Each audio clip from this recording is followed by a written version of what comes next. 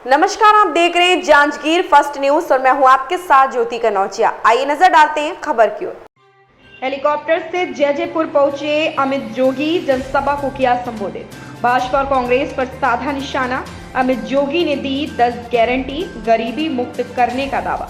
छत्तीसगढ़ में विधानसभा चुनाव को लेकर सरगर्मी तेज हो गई है, जहां आज सक्ती जिले के जयपुर विधानसभा में जनता कांग्रेस छत्तीसगढ़ जे के अध्यक्ष अमित जोगी हेलीकॉप्टर से जयपुर के दशहरा मैदान पहुंचे, जहां चुनावी जनसभा को संबोधित किया। जनसभा में बड़ी संख्या में लोग उपस्थित रहे। जयपुर विधानसभा से जेसीसीजे ने टेकचंद चंद्रा को अपना प्रत्याशी बनाया है। अमित जोगी ने कांग्रेस और भाजपा पर जमकर निशाना साधा।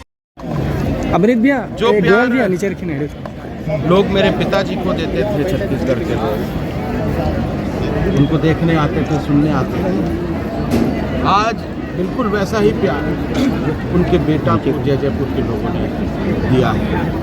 और मुझे यकीन है कि इस बार छत्तीसगढ़ में दिल्ली के नेता वाली नहीं बल्कि छत्तीसगढ़ के बेटा वाली सरकार बनेगी।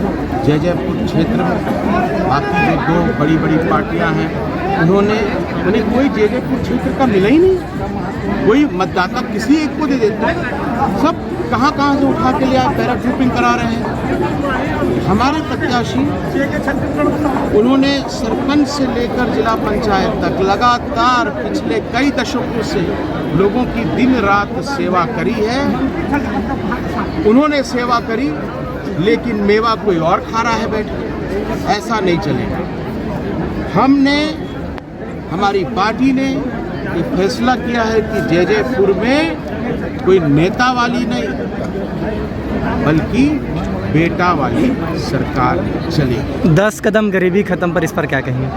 देखिए, चुनाव में बड़ी बड़ी घोषणाएं पार्टी करती है। हमारी एकमात्र ऐसी पार्टी है जो कोई घोषणा नहीं कर रही है। मैंने तो 100 रुपये के स्टैम्प पेपर में ये लिख के दिया है कि मेरी लड़ाई ना तो कांग्रेस के खिलाफ ना भाजपा के खिलाफ, मेरी लड़ाई तो केवल और केवल गरीबी के खिलाफ है। छत्तीसगढ़ में बेटे की सरकार बनेगी तो मैं 10 कदम लूँगा, 10 क्रांतिकारी कदम, जो मेरे पिताजी का सपना था वो 10 कदम लूंगा और गरीबी को खत्म करूंगा। अचानक से पाटन से कांग्रेस और बीजेपी में सर महादेव ऐप को लेकर आरोप प्रत्यारोप का दौर चल रहा है, आप क्या कहेंगे? मैं इस पर 2 चीज़ें कहूँगा। पहली चीज़ तो बड़ी दुख की बात है, शर्म की बात है कि जो सत्ता में बैठे हैं वही सट्टा भी चला रहे हैं। और दूसरी बात, मैं दिल्ली वाले नेताओं को कहूँगा, दिल्ली में जो सरकार है उनको कहूँगा कि आपको जब भ्रष्टाचार दिखता है तो केवल जो 5 साल में भ्रष्टाचार हुआ है भूपेश बघेल की सरकार में वही दिख रहा है। जो 15 साल में छत्तीसगढ़ को लूटे हैं रमन सिंह जी की सरकार, उन पर कोई कार्रवाई नहीं हो रही है। तो कार्रवाई होनी चाहिए, दोनों पर होनी चाहिए। और अगर आप लोग नहीं करेंगे तो 3 तारीख के बाद तो छत्तीसगढ़ में बेटा वाली सरकार बनने वाली है। जिन लोगों ने 20 साल हमारे प्रदेश को लूटा है सब जेल जाएंगे, सबको एक एक पाई का हिसाब देना पड़ेगा। पाटन से चुनाव लड़ रहे हैं इस बार अपने ग्राम को लेकर, चुनाव को लेकर 14 सीट में उनकी भाजपा की विधायक बनी, सब क्या जाएंगे? रमन सिंह का बयान आया है, आज बीच समय भाजपा चुनाव हुआ है, 24 सीट बीजेपी के खाते में जाएगी। क्या पहले चरण को लेकर बोल रहे हैं, पहले चरण में जो आज मतदान हो रहा है कि 20 सीटों में 24 उनके खाते में जा रही है। 14 सबको दावा करने की आज़ादी है, देश स्वतंत्र है। आप 20 सीटों में 21 भी बोल दीजिए, बोलने से कौन रोक रहा है? पर जनता है, कुछ निर्णय तो उन पर छोड़ दो।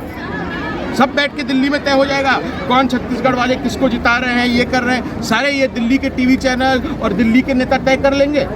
अरे हम लोगों को भी कुछ अपने निर्णय लेने दीजिए और वो 3 तारीख को क्लियर हो जाएगा। अभी देखिए, पूरे दुनिया में क्रिकेट का वर्ल्ड कप चल रहा है, हमारे छत्तीसगढ़ में भी वर्ल्ड कप है।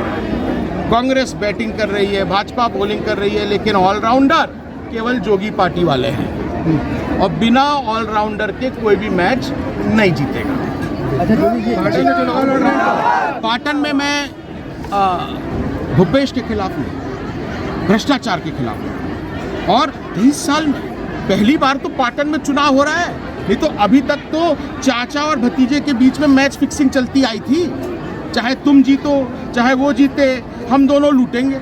ये यही चल रहा था। इस बार मैच फिक्सिंग नहीं चलेगी। अब चुनाव होगा पाटन में, और उस चुनाव में मैं तो केवल एक चेहरा हूँ, लड़ेंगे पाटनवासी। अगर मैं चाहता तो कोई दूसरी सेफ सीट से लड़ लेता, 2 सीटों से लड़ लेता, लेकिन मैं तो केवल पाटन और पाटन से लड़ रहा हूँ। कुछ तो सोच समझ के लड़ रहा हूँ ना।